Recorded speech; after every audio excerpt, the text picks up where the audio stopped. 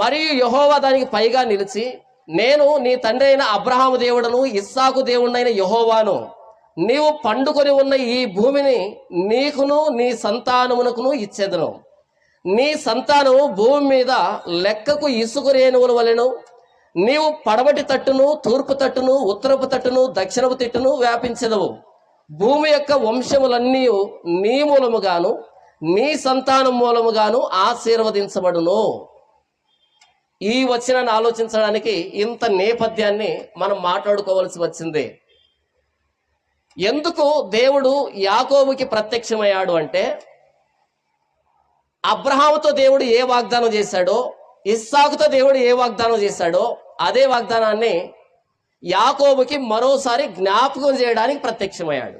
మరోసారి ఎందుకని లూజు అనే ప్రాంతంలో పడుకుని ఉన్నటువంటి యాకోబు కల ద్వారా దేవుడు యాకోబుతో మాట్లాడుతున్నాడు అంటే, ఆయన పితరుడైనటువంటి అబ్రహాముతో దేవుడు చేసిన వాగ్దానం, ఆయన తండ్రి అయినటువంటి ఇస్సాకుతో దేవుడు చేసినటువంటి వాగ్దానాన్ని ఈయనతో నేను స్థిరపరుస్తున్నాను అని చెప్పడానికి, జ్ఞాపకం చేయడానికి దేవుడు ప్రత్యక్షమయ్యాడు. అబ్రహాముతో చెప్పాడు, సరిపోదా? పోనీ ఇస్సాకుతో చెప్పాడు, సరిపోదా? మరలా యాకోబుతో చెప్పాలనా అంటే, దేవుడికి ప్రతి వ్యక్తితో నేరుగా వ్యక్తిగతమైన సంబంధం కావాలి. దేవుడికి ప్రతి వ్యక్తితో నేరుగా వ్యక్తిగతమైన సంబంధం కావాలి. సంబంధాన్ని కోరుకుంటాడు ఆయన. బాప్తిస్మ ఇచ్చే యోహాను యోర్దాను నదిలో బాప్తిస్మ ఇస్తున్నాడు. అనేక మంది పరిసయ్యులు వచ్చారు, మారు మనసు లేకుండా బాప్తిస్మ తీసుకుంటున్నారు. అచ్చం మనలాగానే మారు మనసు లేకుండా బాప్తిస్మ తీసుకుంటున్నారు. అప్పుడు బాప్తిస్మ ఇచ్చే యోహాను అన్నాడు, సర్ప సంతానమా, రాబో ఉగ్రతను తప్పించుకున్నట్టుకు మీకు బుద్ధి చెప్పిన వాడెవడో? మారు మనసు తగిన ఫలాలను ఫలించండి. గొడ్డలి ఇప్పుడే చెట్ల వేరలు ఉంచబడి ఉన్నది. మారు మనసు తగిన ఫలాలు ఫలించలేదనుకో, దేవుడు నరికి వేస్తాడు, ఆరనగ్నిలో పడవేస్తాడు అని పరుషంగా మాట్లాడితే వాళ్ళు కొంచెం వెటకారంగా చూశారు బాప్తిస్మ ఇచ్చే యోహాను వైపు. మేమెవరో తెలుసా? మా పితరుడెవరో తెలుసా? అబ్రహాము సంతానం మేము. దేవుడు మమ్మల్ని శిక్షిస్తాడా? మమ్మల్ని నరకంలో వేస్తాడా? మా పితరుడు అబ్రహాము, మా పితరుడు ఇస్సాకు, యాకోబు, మేము ఇశ్రాయేలీయులమే. ఎక్కువ మాట్లాడితే ధర్మశాస్త్రాన్ని ఇశ్రాయేలుకు బోధించేటువంటి బోధకులమే. ధర్మశాస్త్రాన్ని మీరి ప్రవర్తిస్తున్నారా? ధర్మశాస్త్రానికి అనుకూలంగా ప్రవర్తిస్తున్నారా? అందరినీ గమనించేటువంటి పరిసయ్యులమే. సన్హెద్రిన్ సభను పరిపాలించేది మేమే. మాతో మాట్లాడుతున్నావా మారు మనసు గురించి అనేటట్టుగా చూశారు. అప్పుడు బాప్తిస్మ ఇచ్చే యోహాను ఇంకొంచెం కోపంగా చెప్పినటువంటి మాట ఏంటంటే, అబ్రహాము మా తండ్రి అని మీలో మీరు అనుకోవద్దు. ఒకవేళ దేవుడు అబ్రహాంకు పిల్లల్ని ఇవ్వాలి అనుకుంటే మిమ్మల్ని కాదు, రాళ్ల ద్వారా కూడా దేవుడు పిల్లలను అబ్రహాంకు పుట్టించగలడు.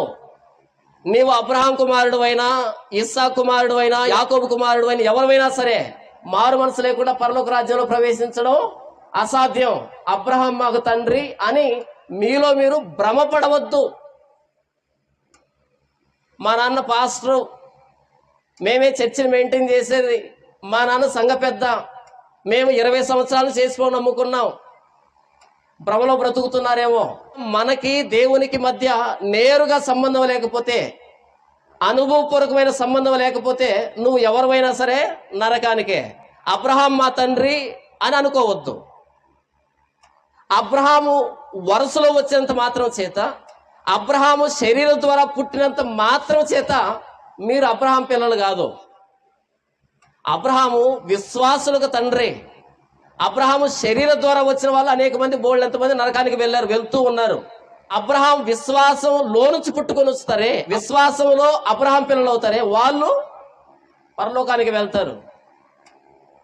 ఇక్కడ కూర్చున్న మనందరికీ దేవునితో నేరుగా వ్యక్తిగతమైన సంబంధాలు లేవు. క్రైస్తవ కుటుంబంలో పుట్టాం కాబట్టి చర్చికి వస్తున్నాం. మన తండ్రి గారు తల్లి గారు యేసుప్రభువుని నమ్ముకున్నారు కాబట్టి చర్చికి వస్తున్నాం. మన తండ్రి గారు సంఘంలో పెద్ద కాబట్టి మనం యేసుప్రభువుని నమ్మినట్టు బైబిల్ను మోస్తూ భ్రమపడుతున్నాం. మన తండ్రి గారు పాస్టర్ కాబట్టి మేము కూడా క్రైస్తవులమే అనే భ్రమలో బ్రతుకుతున్నాం. కాదు, నీకు దేవునికి మధ్య వ్యక్తిగతమైన సంబంధం ఉందా? నీకు దేవుని మధ్య వ్యక్తిగతమైన సంబంధం ఉన్నప్పుడే నీవు దేవుని రాజ్యానికి అర్హుడివే. అబ్రహాంతో దేవుడు మాట్లాడాడు,